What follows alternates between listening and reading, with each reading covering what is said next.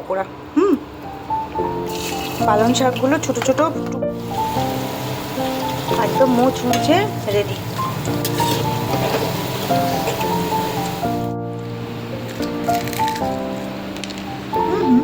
গরম গরম।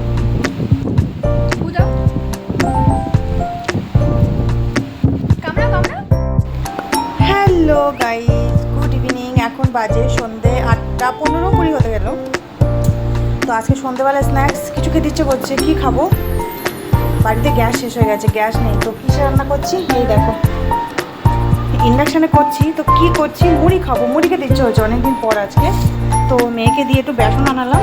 তো কিসের পকোড়া বানাচ্ছি, মুড়ি দিয়ে কি খাবো তোমাদের সঙ্গে শেয়ার করছি, তোমরা দেখতে থাকো। গ্যাস তো এখন ভীষণ দাম, আর গ্যাসও নেই। তো এই দেখো, পালং শাকগুলো ছোটো ছোটো দিয়েছি, একটু পেঁয়াজ লঙ্কা একটু রসুন দিলে ভালো হতো। তো সেই রসুন দিতে মনে নেই, এত জোরে খিদে পেয়েছে। তা এর ভিতরে একটু আলু দিলেও হতো, আলুও দেয়নি। শুধু পেঁয়াজ লঙ্কা একটু লবণ হলুদ দিয়ে একটু বেসন দিয়ে ভালো করে মেখে তো এই হলো আজকের আমাদের সন্ধ্যেবেলার খাবার, পালং শাকের পকোড়া। তোমরা কি কখনো খেয়েছো? যদি না খেয়ে থাকো তাহলে কমেন্টে জানাও। আর যদি খেয়ে থাকো সেটাও জানাও। আমি এটা পুরোটা যতটা তেল আছে ততটা তেলে দিয়ে দেবো, দিয়ে এবার হালকা আঁচটা কমিয়ে দেবো।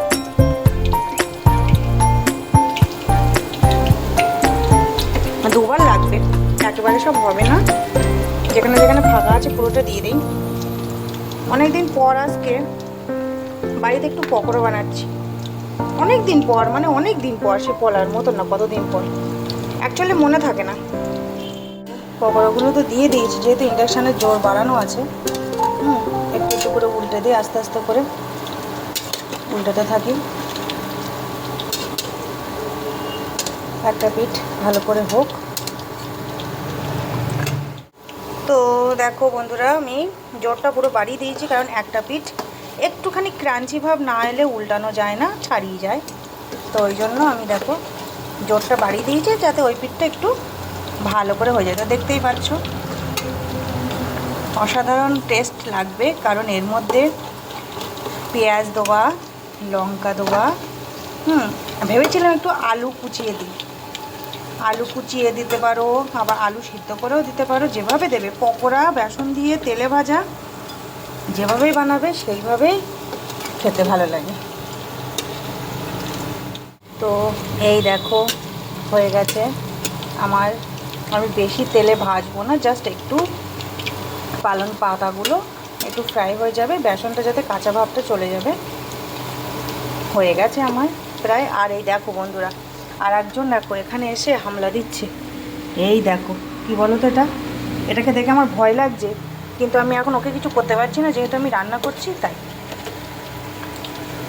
হয়ে গেছে এটা, আস্তে আস্তে তুলে নেবো এবার।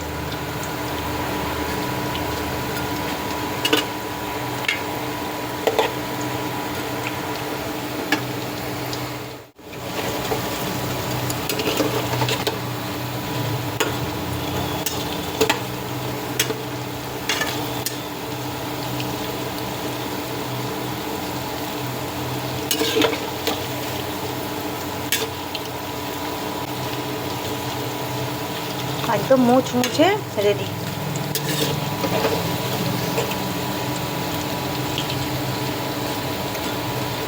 খাওয়ার জন্য একদম উপযোগী হয়ে গেছে। চলো এবার তুলে নিই।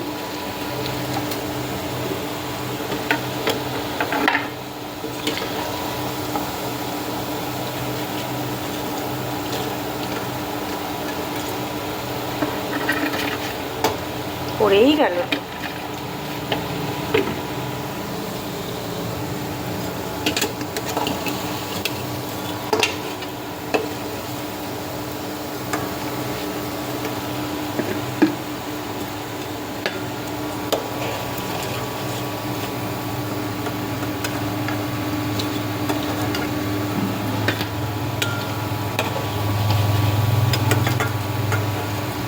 তুলতেই পারছে না এক হাত দিয়ে বন্ধুরা। সো গাইস, এই দেখো পালং শাকের পকোড়া রেডি হয়ে গেছে। কে কে খাবে দেখো, দেখতে কেমন লাগছে। কি দিয়ে খাবো ভাবছি, একেবারে ভাত দিয়ে খাবো নাকি মুড়ি দিয়ে খাবো। বেজে গেছে তো এখন প্রায় রাত্রি 9টা। ও একদম হুম,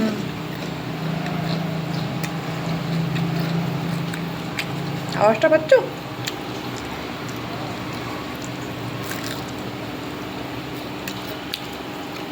দারুণ হয়েছে,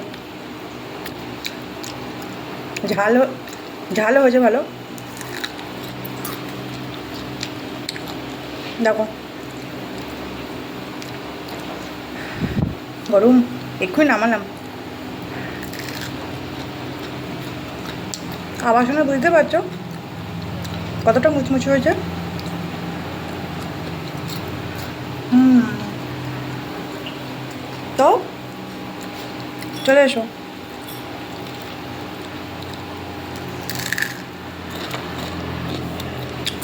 হুম, মুচমুচ করছে একদম।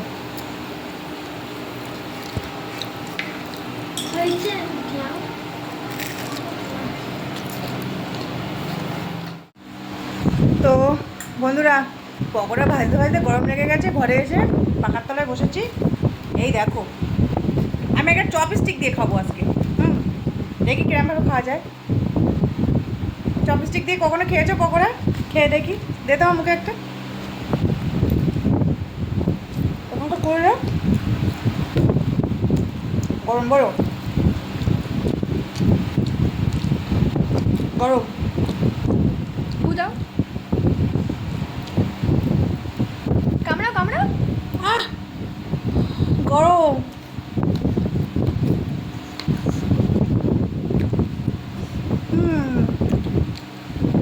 আচ্ছা দেখানো হয়েছে। হ্যাঁ, হুম।